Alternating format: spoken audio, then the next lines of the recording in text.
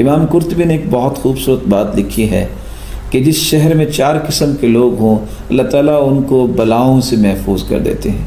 ان کی کتاب ہے الجامع لاحکام القرآن۔ نمبر 1، امام عادل لا یظلم، عادل بادشاہ جس جگہ ہو ظلم نہ کرتا ہو وہاں بلائیں نہیں آئیں گی۔ عالم علی سبیل الہدی، ایسا عالم جو لوگوں کو صحیح راستہ دکھانے والا ہو اللہ تعالیٰ ان لوگوں کو بھی محفوظ فرماتے ہیں بلاؤں سے۔ ومشائخ یأمرون بالمعروف وینہون عن المنکر ویحرضون علی طلب العلم والقرآن، ایسے نیک لوگ جو نیکی کا حکم کرتے ہیں، برائی سے منع کرتے ہیں اور لوگوں کو طلب علم اور قرآن پہ ابھارتے ہیں کہ قرآن پڑھو، علم کی طرف آؤ، اللہ تعالیٰ ایسے لوگوں کو بھی بلاؤں سے محفوظ فرماتے ہیں۔ اور چوتھی بات امام قرطبی نے لکھی ہے وَنِسَاؤُهُمْ مَسْتُورَاتٍ لَا يَتَبَرَّجْنَ تَبَرُّجَ الْجَاهِلِيَّةِ الْأُولَى، ایسی عورتیں جس علاقے کے اندر باپردہ عورتیں ہوں اور بے پردگی پھیلانے والی نہیں ہیں، اللہ تعالیٰ ایسی قوم کو بھی محفوظ فرماتے ہیں۔ اس لیے رسول اللہ صلی اللہ علیہ وآلہ وسلم نے کتنی اچھی بات کہی کہ مومنہ عورت جو ہے وہ باپردہ ہوتی ہے، المرأة عورہ، اور حدیث میں آتا ہے لم تظہر الفاحشة فی قوم قط حتی یعلنوا بها، جس قوم کے اندر فحاشی اور یعنی عام ہو جائے یہاں تک کہ اعلان ہو جائے الا فشا فیہم الطاعون والاوجاع التي لم تكن مضت في اسلافهم الذين مضوا، اس قوم کے اندر پھر طاعون آتی ہے جہاں اس طرح کی کیفیت بے پردگی کی اور فحاشی اور یعنی کی ہو جائے اور اعلانیہ طور پہ ہو جائے، اور ایسی ایسی دردیں اور بیماریاں آتی ہیں جو پہلے امت نے ان کے بارے میں کبھی سنا نہیں ہوگا۔ قرآن مجید کا تقریباً کوئی 10واں حصہ اگر کہا جائے تو یہ مبالغہ نہیں ہے، وہ موسیٰ علیہ السلام کے قصے پر مشتمل ہے۔ اور میں یہ کہنا چاہوں گا چھٹیاں ہیں، قرآن کو کھولیے، جہاں بھی موسیٰ علیہ السلام کا قصہ ہے ایک مرتبہ تمام آیات کو پڑھیے۔ تمام پاروں میں اللہ تعالیٰ نے موسیٰ علیہ السلام کا قصہ، اس کے کچھ پہلو ضرور پیش کیے۔ کیا کمال کا انداز ہے، قیامت تک انسانیت کے لیے ہدایت کا سامان اللہ تعالیٰ نے اس میں رکھ دیا ہے۔ فرعونیوں پر اللہ تعالیٰ نے کیسے جب ان کی کرتوتوں کے سبب قحط سالی کا عذاب آیا اور بے بس ہو گیا تو انہوں نے موسیٰ علیہ السلام سے کیا کہا تھا؟ اللہ سے دعا کیجیے یہ عذاب دور ہو جائے۔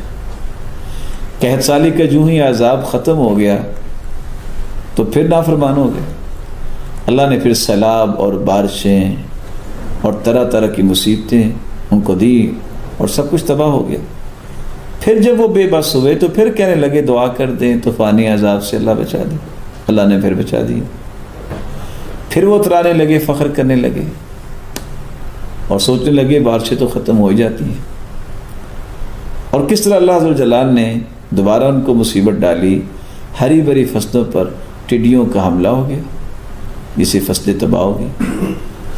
جب یہ ٹڈیوں سے اپنی فصلیں بچانے میں مکمل طور پہ ناکام ہو گئے تو پھر کہنے لگے اللہ سے دعائی کر دیجیے یہ عذاب ختم ہو جائے۔ یہ عذاب ختم ہو گیا جب دعا کی، نتیجتاً کیا ہوا؟ کس طرح انہوں نے ان فصلوں کو جلدی جلدی بوریوں میں بند کیا ہوگا، محفوظ کیا ہوگا، گوداموں میں بھی رکھا، جو اب کیا ہوگا؟ اللہ تعالیٰ نے کس انداز سے ان کو ایک نئی آفت دی، اور کھانے پینے کا جو سامان تھا اس کے اندر خرابی کیسے آ گئی، اللہ نے کیڑے مکوڑے چھوڑ دیے۔ اصل میں وہ اپنی غلطیوں سے باز نہیں آتے تھے، دعا کروا لیتے۔ کس طرح گوداموں میں پڑے غلوں کی بوریوں کو اللہ تعالیٰ نے گھن لگا دیا، کیڑے مکوڑے اس میں آ گئے، جوئیں ان کو پڑ گئی، کس طرح بستر کالے کیڑوں سے بھر جاتے تھے۔ جب اس چیز میں بھی ناکام ہو گئے کہ کیسے اس کا حل کریں تو پھر بے بسی کے عالم انہوں نے کہا تھا کہ دعا کرتے۔ اللہ تعالیٰ نے ان کو پھر مہربانی سے نوازا، پھر وہ سرکش ہو گئے۔ پھر اللہ تعالیٰ نے باران پر مینڈکوں کا عذاب نازل کیا، کس طرح ان کے اوپر مینڈکوں کا عذاب آ گیا۔ کھانا کھانے لگتے تو لقمے کی جگہ پہ کیا آ جاتا تھا؟ لکھنے والے تو یہ لکھتے ہیں کہ مینڈک ان کے منہ میں آ جاتا تھا۔ جب یہاں بھی بے بس ہو گئے تو پھر انہوں نے کہا کہ دعا کیجئے، اللہ تعالیٰ نے ان کی ان حرکتوں کے بعد بھی جب دعا کروائی گئی تو ان کو بچا دیا، لیکن پھر بھی وہ اللہ ذوالجلال کی معصیت پہ کھڑے رہے۔ اللہ ذوالجلال نے کس طرح کھانے والی چیزوں میں خون میں تبدیل کر دیا، اب اس کا کوئی حل نہیں تھا۔ اس بے بسی کی عالم میں پھر وہ موسیٰ علیہ السلام کی طرف دعا کے لیے گئے تھے۔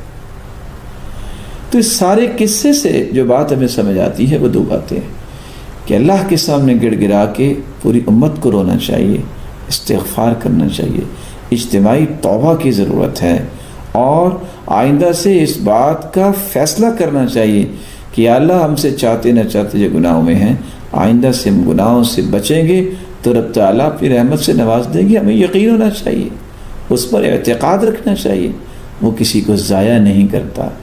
اس لیے اللہ ذوالجلال سے دعا ہے اللہ ذوالجلال ہمیں اس ذمہ داری کو بھی سمجھنے کی توفیق عطا فرمائے کہ ہمیں اس عذاب سے بچنے کی ایک کوشش یہ ہے جو عذاب آنے والا ہے، جو آ چکا ہے کچھ جگہوں پہ، کہ اللہ ذوالجلال سے توبہ کریں ہم اجتماعی طور پہ، اور اللہ ذوالجلال کے عذاب کو دور کرنے کی یہ گزارش اللہ تعالیٰ سے کریں۔ میرا مالک حفاظت فرمائے گا۔ اس لیے میں یہ سمجھتا ہوں جب تک ہم گناہ نہیں چھوڑتے اور اس طرح کی دعائیں نہیں کرتے تو ہمیں کوئی زیادہ پر امید نہیں ہونا چاہیے۔